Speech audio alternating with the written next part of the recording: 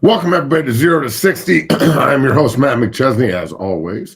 Bree Mace, this is off this afternoon, but I'm sure is listening and watching. Remember, you can go subscribe at YouTube at the 0 to 60 page. Make sure you mash the like button, you subscribe, you like it, you get yourself some shirts. Here, check this out. Look at this. Look at this. Get a shirt. Bam, right there. Get yourself a shirt. Make sure that you support everything in the gym. Get yourself some swag, some hoodies. It's Christmas. These are badass. This shirt right here, one of my favorites. We got a bunch of them, so get them. All right, go get yourself a body bag, 60equipment.com. Check that out. They do, that equipment company is elite. The body bag is awesome. It's everywhere. The Broncos just bought a bunch. I'm actually talking to the Jacksonville Jaguars about getting a couple down the road. Chad Muma is on today's show this afternoon, a Jacksonville Jaguar linebacker. Duval County down there going to be representing legend Titan, badass down there, and a guy who played at Wyoming, proud Dungeon family. But always, our show is brought to you by our good friends at Bet Online. It's every sport is swinging in full gear right now, and you can Bet Online remains your top spot for all your live betting action and contests. NFL, college football, UFC, and NHL. Bet Online is your number one source for wagering, news, odds, trends, and predictions. Head over to Bet Online today and remember to use your promo code BLEAV, BLEAV, for your 50% welcome bonus on your first deposit. Bet Online, where the game starts. And we start today by bringing in my man, Chad Muma. Now, Chad is right there. I'm good. What's good? My man, how the hell are you? I'm doing well, staying busy right now, but all things are good. So, okay, year 2, Jacksonville Jaguars, things are rolling. Third round draft pick out of Wyoming, finished second in the Buckus, Legend High School. I mean, you started in the program when you were like 16, 17 years old, busting your ass. First off, thank you for doing the show. Always good to see you. Second, the state of Colorado, there's dudes in it. And I personally think that we're disrespected. I think there's a lot of great players. You play with another one in Andrew Weingard, who's on your squad at Wyoming. And the amount of dudes from Wyoming that are from Denver, I mean, Granderson's another one. Am I missing anybody? I mean, there's a lot of guys that we had on the team from Wyoming, from Denver. And you went to Grandview. Yeah. I mean, they're dudes. So talk about the state of Colorado a little bit, give a little bit of love to your home. And then, I would love for you, you're a proud member of this place, brother. That 48's going on the wall soon, and you've signed that wall. So if you sign that wall, you're a bad man. Talk about the Dungeon family a little bit, 60, and what it means to you, and then we'll get into a little Duval County talk. Yeah, of course. No, first off, born and raised in Colorado. Nothing but love for my home state of Colorado. When I was going through the whole recruiting process, we were reached out by some family friends about the Dungeon family, and we saw the opportunities that, you kind of allowed kids and, help develop younger athletes in the state of Colorado, high school athletes, and, what you really bring to the table to really prepare them for college. And so when we first got introduced to your program, I was thinking, man, what the heck am I getting into? Like, what the this is crazy. Yep. And then, slowly you learn and you learn to love it, and you get on that Dungeon fam. And it's something that I'm so grateful that I was able to be a part of and do and have in the state of Colorado, because not everywhere has places like 60. And so it's one of those things that I think really helped me develop early enough where when I got to college, I was already a step ahead of some kids, where I understood how to read a front, whether it was odd or over, or, some of the things that you teach there.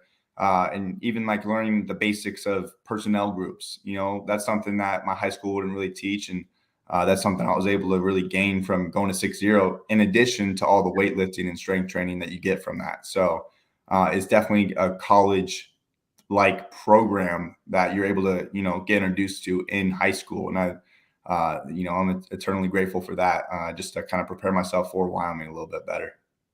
And you and Andrew being on that team, both being from Wyoming, him playing at Rawson Valley, you playing at Legend.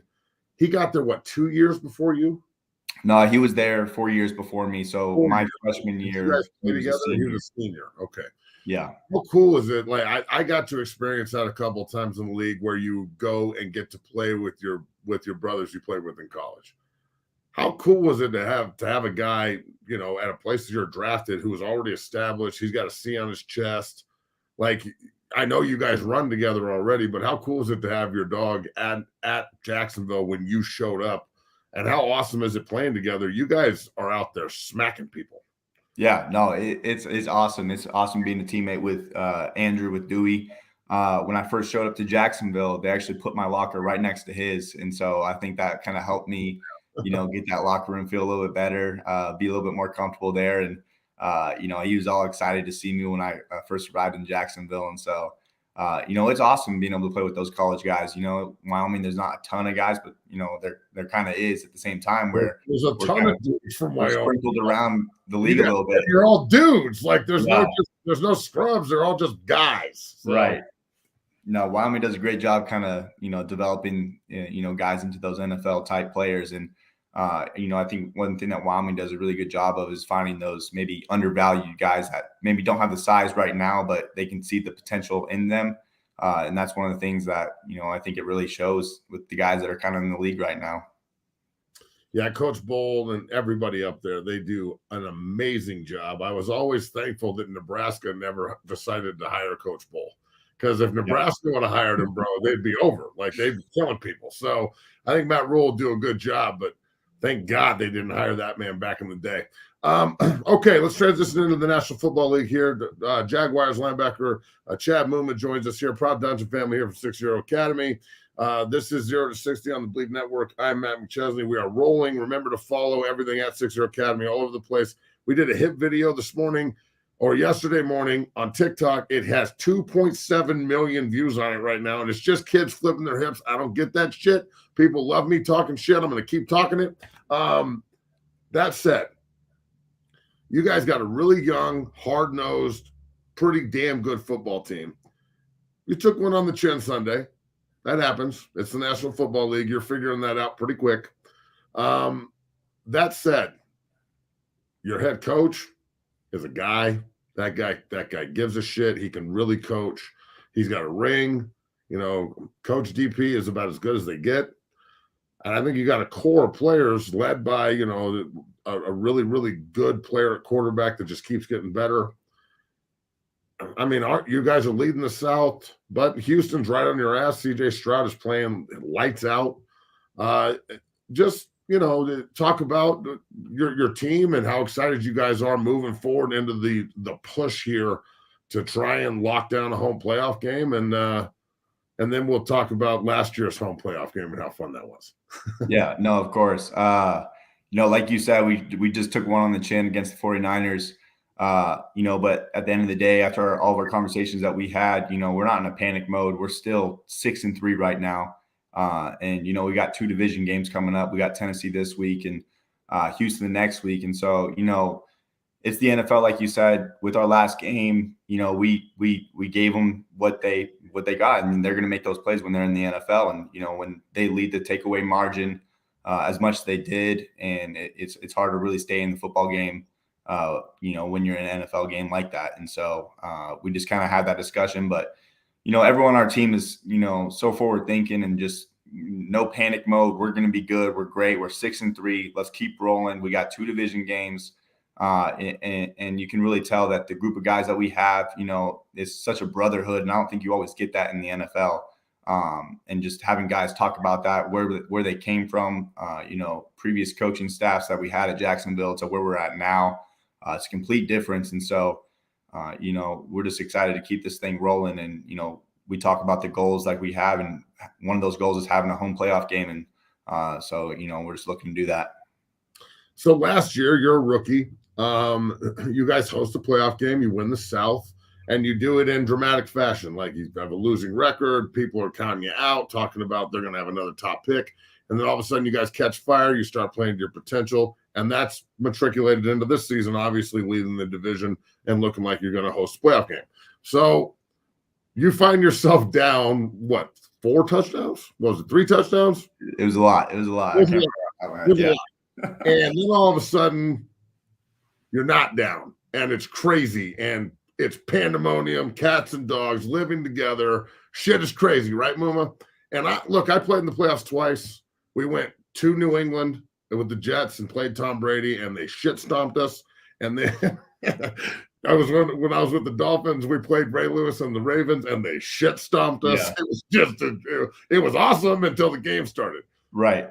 What is it like to be part of a game that goes down in NFL history, bro? Like, I remember as a kid watching the Oilers get up on the Bills, and then Frank Reich and the Bills just come out of nowhere, and like Steve Castro scoring touchdowns and shit, and it's crazy in Orchard Park, and they come back and win, and it's one of the greatest games in NFL history. Bro, you just played in one of the greatest playoff games in NFL history. Talk about last year's game, how awesome it was. I got goosebumps just talking to you about it. Now I'll shut up. Go.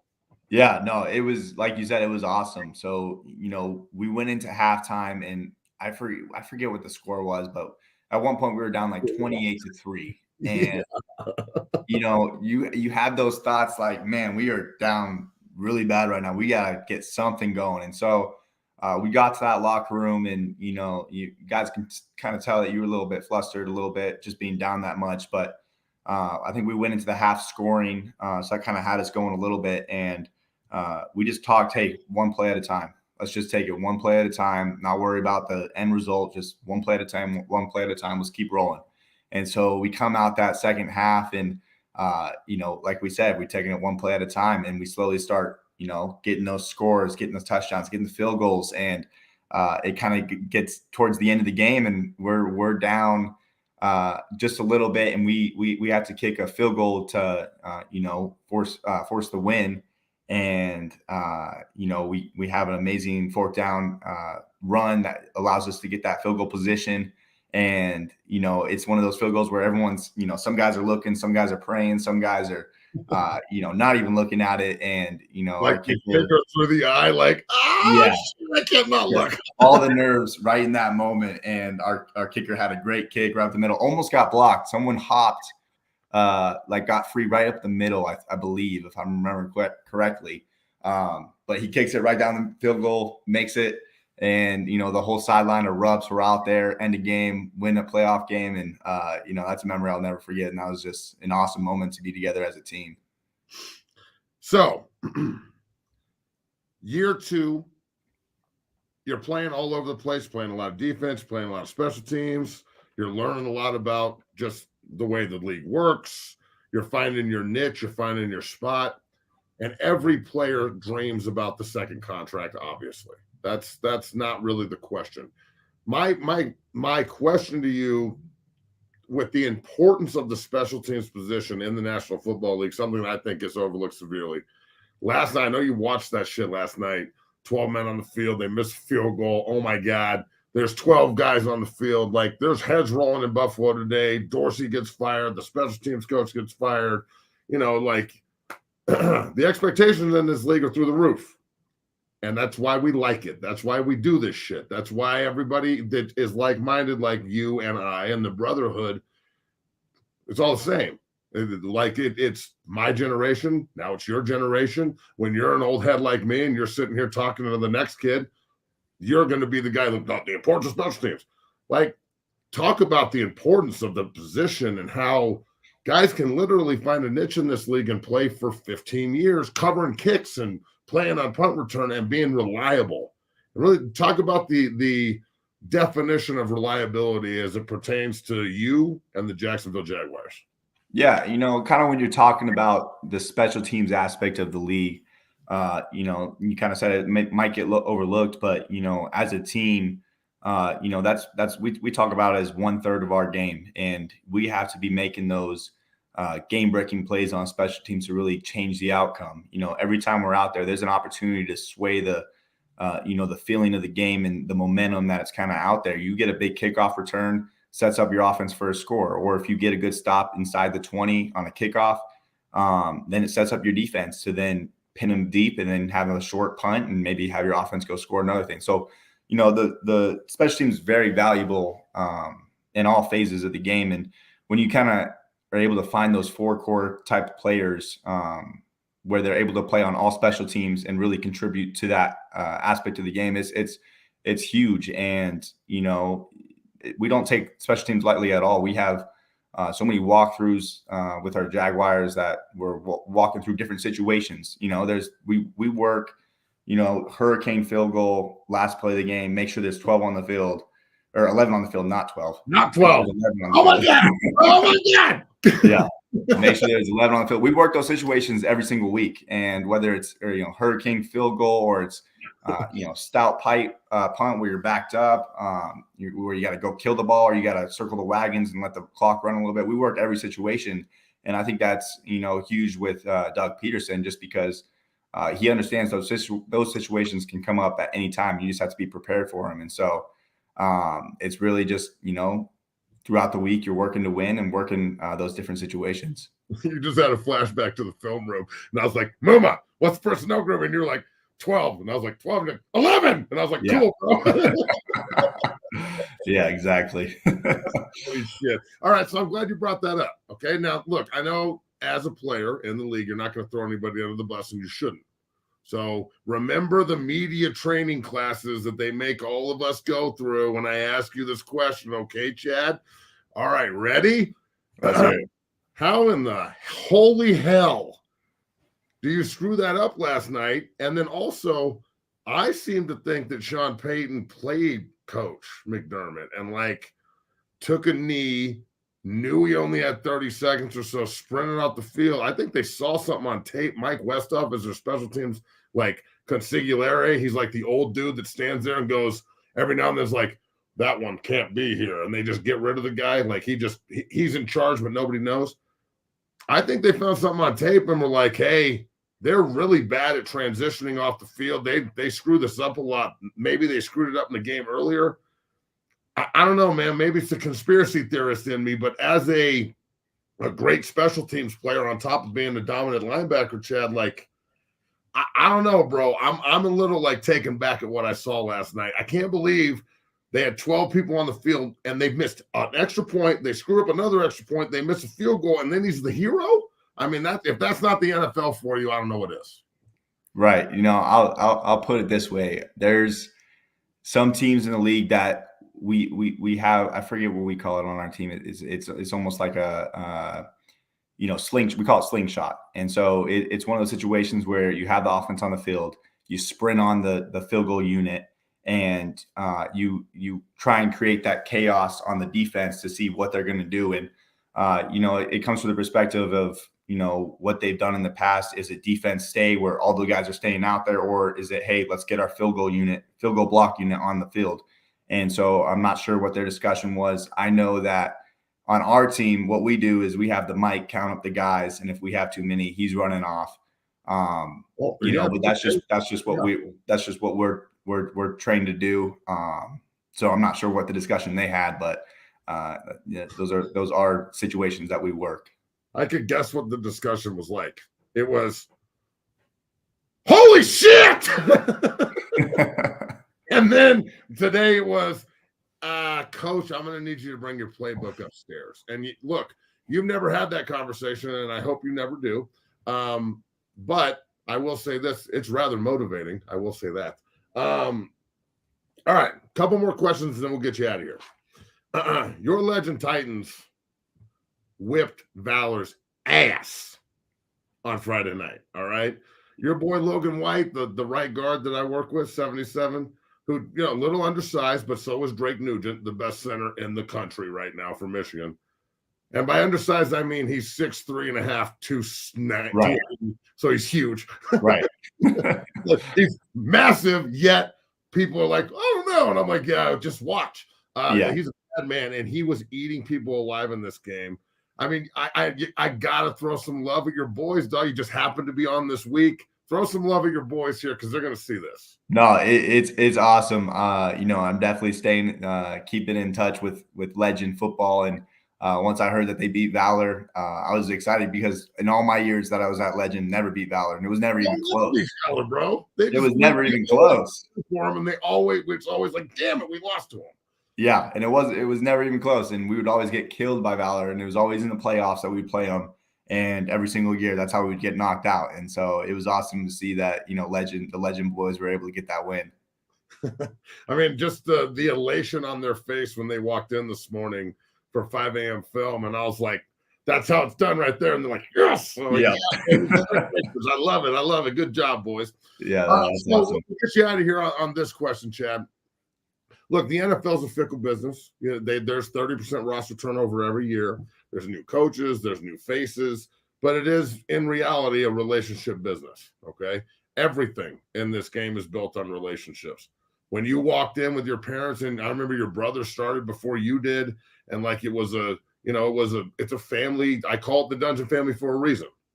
Now, I think that football has kind of lost that a little bit, but at the same time, when you're a core guy and you're part of it, that feeling is as rock hard as you can get, right? That it makes everybody in the room come together even harder.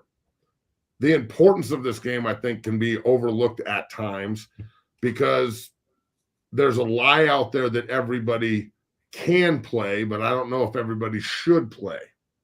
What would be your message to the next generation here, not just with what I do, but with the transfer portal, with NIL money, with social media, with all the mediums available to kids these days?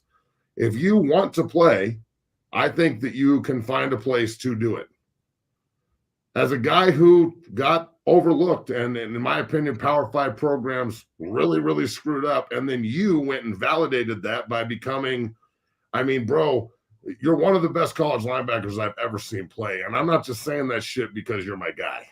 Like, your anticipation on jumping routes, the way you rally and tackle, the way you chase the ball. I get, as your coach in high school, I'm like helping you get to Wyoming, and then just watching from afar and watching Coach Bowl and everybody up there develop you. And then you're watching Logan go to the league, who we didn't even bring up. I don't know how we forgot that freak. Yeah.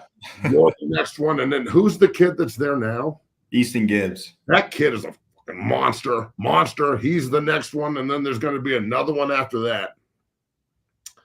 Not to pat you on the back too hard, but what would you say to the kid who's, in the room right now, who might not be getting the shine, but has the grind and works? And I know when I say to him, just stay patient and keep working, it's going to happen. When they do this, are you going to be ready, or are you going to be complaining? Because if you're ready, Chad Muma happens, Dewey Weingart happens, Curtis Granderson happens. Like, we're just talking about Colorado kids, right? Like, right. What would be your message to the next generation here that's coming up with all this technology? In the information age, brother, ignorance is a choice. Right. And you got to be in it for the right reason. You got to be in it because you love playing football, and not for, there's so many things, that come with, football, like all the transfer portal, all the NIL stuff. You can't be focused on that. You got to be focused on your craft and on your work, and, what truly matters to you. And, I think back to when I was in high school, and, maybe I wasn't getting recruited, but it was always a dream of mine, always a goal of mine. I just wanted to stay true to that and, keep working at that, just to be able to make it to that next level and get a taste of college football. That was always a goal of mine. It didn't matter where I was going to go. I just knew it was something I always wanted. And so I just say, stick to your dreams, and, keep grinding and keep working. There's always people working, always people, doing stuff. So what are you going to do to make yourself stand out? And what are you going to do to, take your game to the next level? And it's not going to come easy. There's no easy solution. It's those 5 a.m. lifts that we had, the 5 a.m. film sessions. It's that continued work. And, you can't go hard for 2 weeks, then stop. It's got to be consistent, and you got to continue doing it, throughout your whole career. And, I think another thing that's very important is, the recovery aspect of football. You got to be able to stay healthy, whether it's, through your sleep, what you're eating, these are all important things. And, how much time are you spending in getting that right recovery, so you're ready to go play that game, ready to go practice, and whatever it may be. So, I love this game, and I love everything that it's given me the opportunity to do and have. And, I just think it's, that boils down to the love of the game and what are you willing to sacrifice for it. All right, last thing. You're a type 1 diabetic, okay? And I know that you are very active in promoting, being screened for it. You posted something today on your Instagram that I saw that, bro, leaders lead. I've been saying this to you since the day you met me. Leaders fucking lead, Chad Muma. And sorry everyone for cursing, but brother, that's what you are. And talk about, what you're doing here and Screen for Type 1. Everybody make sure that hashtag is used. Talk about Screen for Type 1 and what you're doing. You're 10 years into this, and I know it's a challenge. Guys like David Andrews, he's diabetic. It's crazy to me that you can be you and then also have to deal with something like this. Like it just speaks to your character and your leadership. And I know there's a lot of people that struggle with this, and now I'll shut up. Go. Yeah, no. So this month is National Diabetes Awareness Month, and today is actually National Diabetes Day. Funny enough, but look at that.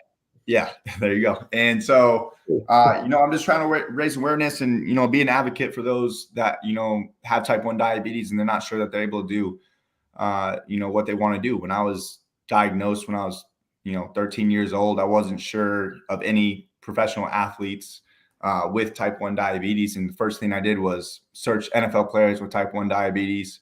The first person that came up, I was a huge Broncos fan. It was Jay Cutler. So I really gravitated towards that. And so, being in the position I am now, I just want to be an advocate for those kids to, show them that, hey, it is possible. This was my dream. This is what I wanted to do. You can still do what you want to do with your dreams, and don't let diabetes hold you back, and, really take control. And really show other people that, hey, I had diabetes, but I'm not going to let this manage my life. I'm going to manage it and, do my thing. Chad Muma, brother, you are the man. What's the offensive line coach's name again? Phil. Yeah. Tell Phil that I'm going to call him because I forgot to call him back, and they wanted some body bags, and I got to get his ass some body bags. The Lions bought some, the Broncos. Bro, I'm going to send you one of these things. It's like this big. It's like a shield. It's kick-ass. It's awesome. So I'm super excited about it. So tell Phil that, hey, Phil, Matt's calling you about the body bag. And he's going to be like, the body bag? And you're like, yeah. Oh, he's weird. No, I'll let him know. Chad Muma, brother, keep it up. I'm damn proud of you. Congratulations on everything you got going on in your life. I know that aren't there nuptials on deck? You said what? Aren't there nuptials on deck, or am I wrong? With say that again, nuptials? Yeah, like didn't you? I mean, I don't mean to put you on the spot, but didn't you get engaged? Oh yes. So I've never heard that before. Bro. Yeah. Congratulations, brother. So we're getting married next June. Yeah. Get them, Chad Muma. I mean, everything's enough the way, brother, that you worked to line it up, and I'm damn proud of you. Keep it going, and you got a Jacksonville Jaguar fan base out here in Colorado that's really pulling for you guys. You and Dewey and all the rest of them boys, go shock the world and get yourself a ring this year, brother. Keep it up. Yes, sir. Hey, I appreciate you letting me come on here, and great seeing you. Amen, brother. Love you. Stay up. Sounds good. Love you too. Later. All right, that's Chad Muma. Just one of the all-time greats out of this place. And look, I obviously am partial to my guys, okay? I'm partial. Remember, like, subscribe, leave a comment. Thanks to everybody watching 2 p.m. show today. It has been a good one. The guys that come out of this room are special. They're everywhere. You wouldn't even know. From Morgan Fox to Mike Pinnell to Ryan Jensen to McGovern to Muma to Ben Garland to Quinn Bailey to, I mean, every jersey on the wall out here and more coming. My man Billy Turner. And the next generation's coming up. Drake Nugent, Casey Roddick, and Cole Taylor, and Spencer Lovell, and Bear Miller, and Roger Rosengarten, and just dudes everywhere. That's what we do. And my son's in the program, and it's what he does, and 6-0 special, and I'm damn proud of it. So get yourself a 6-0 equipment body bag. It's a blocking shield. I'm not going to rebrand that. I don't give a shit what anybody says. We're trying to put the defensive and offensive players we go against in a body bag. So we're going to use the body bag to insinuate that, dig the trench. 60equipment.com. You want to see it again? Here, I'll show you again. Watch. Boom. That's a banner, bitch. Say something. We're not going to be on tomorrow. No show on Wednesday. Bree and I have the day off. We will be back on Thursday morning at 9 a.m. Thursday is another great show. I'm really excited about it. Make sure you like, follow, and subscribe on YouTube. We really appreciate everybody watching. Have yourself a great rest of your Tuesday. Be careful out there. And hey, like always, go Buffs, go Broncos. And I'd rather be dead than red, and that's the facts.